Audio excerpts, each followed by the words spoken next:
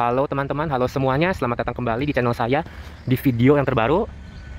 Hari ini menyambut tanggal 18 Juli 2023. Saya sengaja datang ke satu lokasi di selatannya kota Bandung untuk melihat secara dekat kondisi dan update-nya ini proyek kereta api cepat Jakarta-Bandung dari sudut yang baru. Mungkin jarang orang tahu lokasi ini, jadi saya ingin sengaja meliput lokasi ini dan melihat secara langsung tampaknya jalur kereta api cepat Jakarta-Bandung pada siang hari ini. Jadi bisa dilihat tembok ini tinggi banget, dan juga ada temboknya lagi di bawahnya ini, jadi sebagai pemisah antara jalur kereta dan tempat perumahannya. Nah, di situ semua, di sana bisa kelihatan semua tiang-tiangnya terjajar dengan sangat rapi dan dengan sangat paralel. Jadi teman-teman mohon stay tune sampai akhir video ini, karena video ini akan dibagi dua. Pertama saya akan untuk sekarang ini di siang hari saya akan membahas dan mendiskusikan argumen-argumen soal kereta api cepat, karena sayangnya kereta api cepat ini menuai banyak kritikan juga. Saya akan membahas itu, dan nanti di bagian kedua videonya saya akan kasih lihat kepada kalian tempat ini yang sama, namun kondisinya waktu malam hari ketika lampunya nyala. Jadi mohon stay tune teman-teman. Oke, mari kita bahas soal kereta api cepat. Jadi sejarahnya seperti ini. Sejak tahun 2015 Pak Presiden sudah merencanakan pembangunannya kereta api cepat di Indonesia agar menjadi kereta api cepat pertama di seluruh kawasan Asia Tenggara, yang pertama, tercepat, dan juga yang terpanjang. Nah, ada dua negara yang ingin membantu Indonesia membangunnya, satu Jepang dan satu lagi Tiongkok. Pertama, Jepang tuh mungkin penawarannya lebih menarik karena bunga pinjamannya lebih sedikit. Namun mengapa Indonesia memilih negara Tiongkok? Karena Tiongkok itu akan mengadakan transfer teknologi. Jadi seperti insinyur, arsitek, engineer, dan pekerja-pekerja semuanya menyerap tenaga lokal, bukan hanya import saja. Kalau bekerja sama dengan negara Jepang, semuanya ini rel keretanya, kereta apinya, dan lain-lain semuanya diimport dari Jepang. Jadi tidak ada terjadinya pengalihan teknologi kepada Indonesia. Jadi sekarang Indonesia ini sudah sangat membanggakan karena bisa memproduksi rel keretanya, kabel-kabel lainnya semua sudah terjadi dalam negeri semua. Setelah sudah bermitra bekerja sama dengan negara Tiongkok, waktunya pembangunan dimulai. Mengapa banyak yang mengkritik? Kenapa pembangunan kereta api cepat ini menelan biaya sangat besar? Bahkan biayanya membengkak gitu, tanda kutip. Bahkan melebihi nilai proyek pertamanya. Dari 80 triliun sekarang menjadi bahkan lebih dari 100 triliun. Ada dua faktor. Pertama, faktor pembebasan lahan tanah. Karena kalau dilihat di peta, jalur kereta cepat Jakarta-Bandung ini melewati berbagai macam rumah penduduk. Nah, Presiden Jokowi ini baik banget.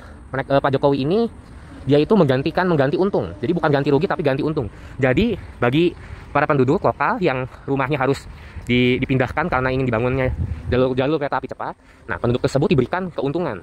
Entah itu uang atau lain-lain, itu digantikan sepenuhnya kepada warga. Jadi bayangkan berapa banyak uang yang harus dikeluarkan untuk pembebasan lahan dan untuk mengganti rugi lagi. Jadi makanya itulah alasannya terjadi pembengkakan biaya. Faktor kedua adalah COVID. Kalian tahu semua COVID melanda di negeri kita tercinta ini sejak Maret 2020, dan sampai sekarang pun, sampai tahun 2023 masih saja ada COVID. Nah, itu menjadi batu sandungan yang besar. Jadi secara langsung juga proyek ini terinterupsi begitu. Namun untungnya semuanya masih berjalan dengan lancar. Sampai akhirnya pada tahun ini sudah diuji coba dan sudah operasional. Hanya tunggu saja waktu pembukaannya secara resmi, yang diharapkan akan dibuka pada 18 Agustus 2023, satu hari setelah hari ulang tahun Republik Indonesia tercinta, HUT RI yang ke-78. Oke, kemudian fakta menarik berikutnya, saya sebagai warga Bandung sudah sangat familiar dengan jalur kereta cepat ini. Jadi berbeda dengan kereta api yang biasa seperti Argo Wilis dan lain-lain. Kereta api biasa kan kalau dari Jakarta ke Bandung, ketika memasuki wilayah Bandung langsung masuk ke wilayah intinya kota Bandung, ke tengah-tengahnya kota Bandung. Stasiunnya pun berada di pusat kota Bandung. Jadi sangat strategis. Namun kereta api cepat ini berbeda banget. Untuk stasiunnya tuh berada di luar kota Bandung. Satu di Padalarang, di Bandung Barat, dan satu lagi di Tegal Luar, Bandung Timur.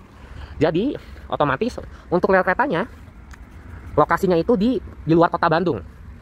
Patokannya jadi seperti ini. Oh teman-teman, nih itu kereta cepatnya kayaknya tuh. Oh teman-teman, luar biasa banget. Tadi kelihatan bentar. Waduh, saya beruntung banget teman-teman. Bahkan ini pertama kali saya melihat kereta cepat dari dekat. Nah, itu kelihatan dikit tuh, ada warna merahnya. Waduh, luar biasa. Dan tadi itu cepat banget loh teman-teman. Dari sana tiba-tiba sudah di sana lagi. Pasti itu kecepatannya sudah di atas 100 mungkin ya. Luar biasa, dan itu teman-teman besar banget teman-teman. Dan hebatnya, ini saya kasih impresi pertama, walaupun cepat, walaupun besar, tapi suaranya sunyi sekali, tidak berisik gitu. Untuk dibandingkan kalau dengan kereta api biasa, pasti kan kereta api biasa itu lebih tanda kutip ya, lebih berisik gitu. Ada klaksonnya dan lain-lain. Kemudian kalau melintas dalam kota, rel kereta akan tertutup, ada bunyinya. Kalau kereta api cepat itu sunyi banget, cepat banget. Luar biasa, bangga banget kepada negara Indonesia. Oke, ayo kita diskusi poin-poin selanjutnya. Banyak yang mengira, jadi ini juga terhubung dengan tadi argumen pertamanya yang saya sudah jelaskan sedikit saja, mengapa terjadinya pembengkakan biaya dan kontribusinya terhadap utang negara Indonesia. Emang saya bilang 100 triliun itu biaya yang sangat besar. Namun banyak yang mengkritik, bagaimana ini hutangnya bisa balik modal? Pertanyaan yang bagus. Saya juga sempat menanya demikian. Tetapi setelah saya pelajarin,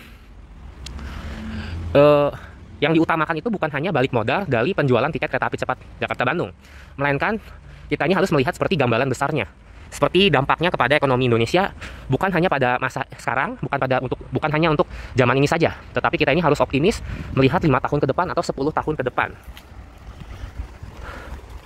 Artinya begini, yang diharapkan akan terjadi dengan adanya pembangunan kereta api cepat Jakarta-Bandung ini namanya multiplier effect atau penggandaan ekonomi.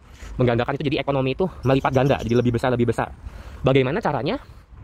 Jadi yang diharapkan tuh begini, kan di sini tuh ada 4 stasiun, Halim, Karawang, Padalarang, dan Bandung. Nah, yang diharapkan ini di antara stasiun-stasiunnya, mungkin di bagian luarnya atau sekitarnya setiap stasiun terjadinya nilai ekonomi yang baru, atau dalam kata lain terjadinya pembangunan properti atau dibukanya UMKM atau usaha-usaha yang baru di sekitar stasiunnya yang lagi menyerap tenaga lokal dan lain-lain. Kalau dibangunnya properti, ini pun akan meningkatkan properti Indonesia dan pemukiman Indonesia di 4 stasiun tersebut.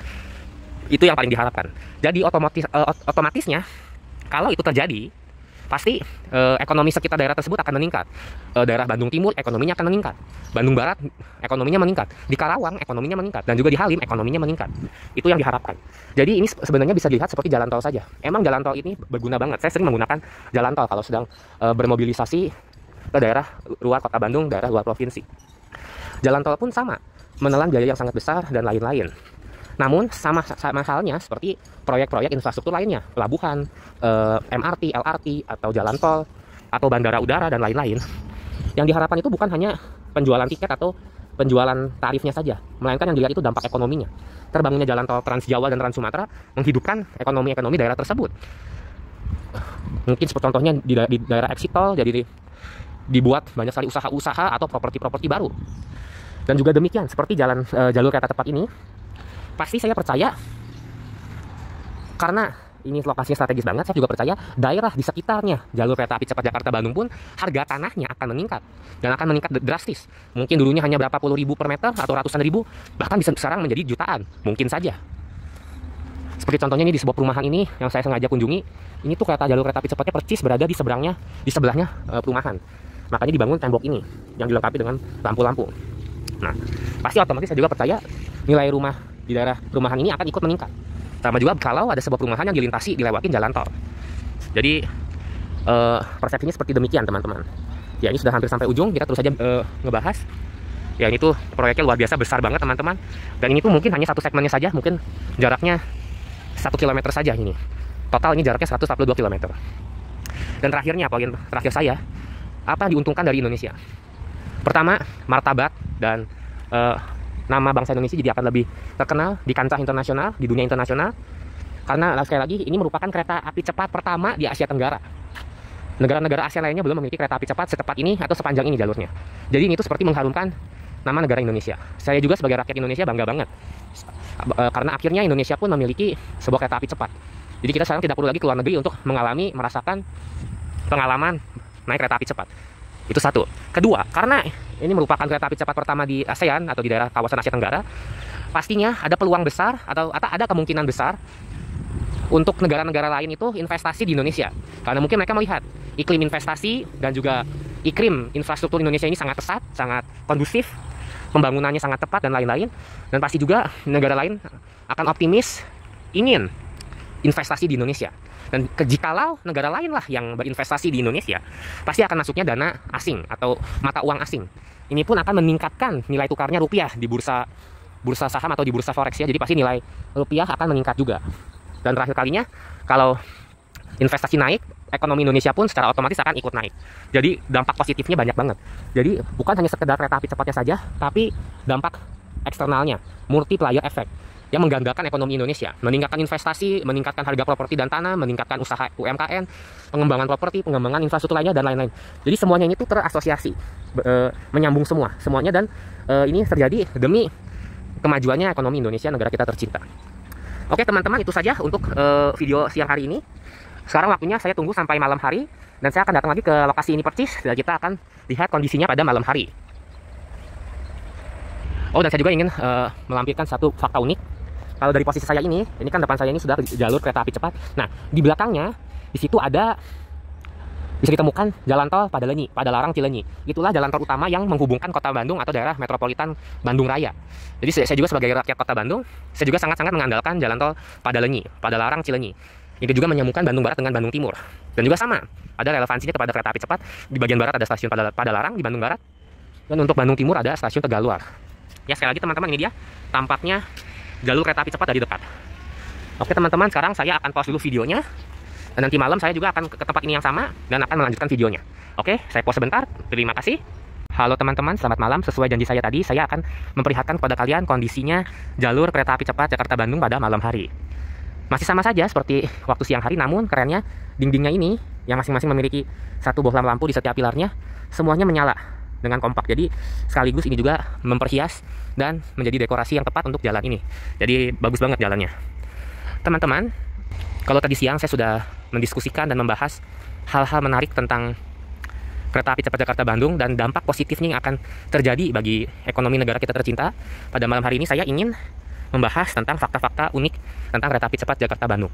Pertama, dari namanya saja kan kereta api cepat. Jadi itu merupakan sebuah indikasi bahwa kereta ini itu cepat banget. Dan tentu sekali, menurut sebuah artikel, katanya kecepatan rata-ratanya saja, atau dengan kata lain kecepatan minimalnya saja sudah mencapai kecepatan 350 km per jam.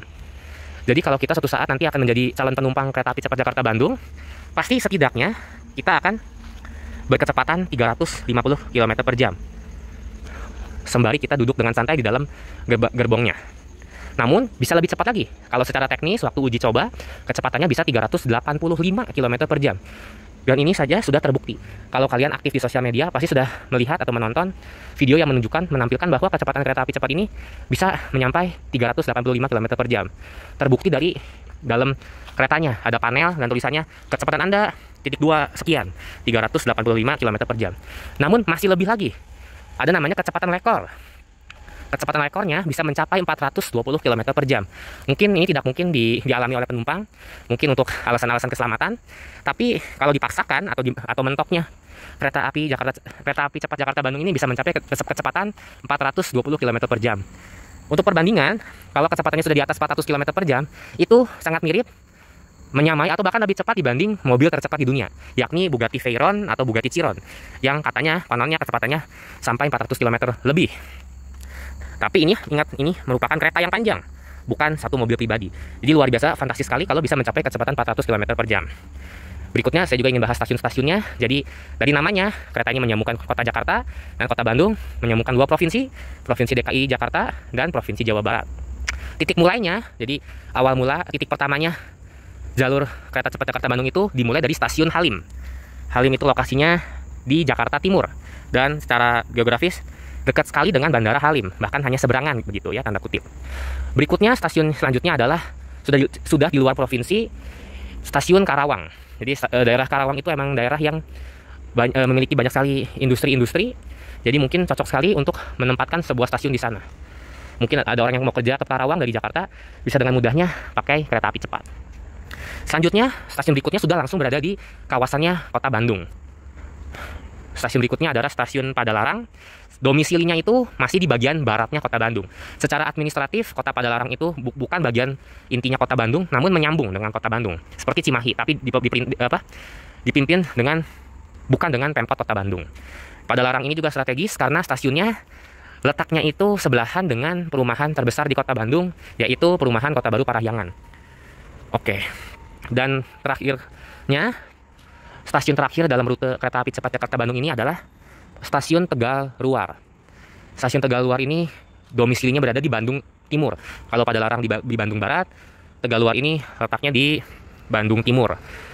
Dan ini juga tempatnya strategis karena bersebelahan dengan sebuah stadium bola terbesar di Jawa Barat, dan juga perumahan yang sangat besar juga, perumahan Sumarekon Bandung. Nah, stasiun terbesarnya hanya dua, satu Halim dan kedua yang Tegaluar. Tapi mungkin lebih besar Halim karena Halim lah menjadi office-nya atau kantor pusatnya kantor operasional kereta cepat Jakarta-Bandung. Saya sudah nggak sabar banget ingin cepat-cepat naik dan menjadi penumpang pertama kalau bisa. Oke, kita coba seberang ke sini. Ada palang. Oke, kita sudah loncatin palangnya dari sana. Dan terakhir, fakta menarik berikutnya adalah panjangnya jalur kereta api cepat. Panjangnya ini mencapai panjangan 142 km 300 meter. Jadi 142,3 km. Ini menghubungkan Bandung Timur sampai Halim atau Jakarta Timur. Namun hebatnya, jarak yang begitu jauh bisa ditempuh hanya dalam kurun waktu 35 sampai 40 menit saja. Itu luar biasa, teman-teman. Mungkin kalian bisa misalnya suatu saat lagi naik ke dalam kereta api cepat, kalian hanya makan saja sebentar dan kemudian ke toilet dan kemudian balik lagi kembali, mungkin sudah sampai tujuan karena 40 menit itu cepat sekali, tak terasa. Oke, teman-teman, itu saja yang ingin saya bahas dan yang akan saya tunjukkan kepada kalian tentang ini, pemandangan tampak jalur kereta api cepat Jakarta-Bandung dari dekat.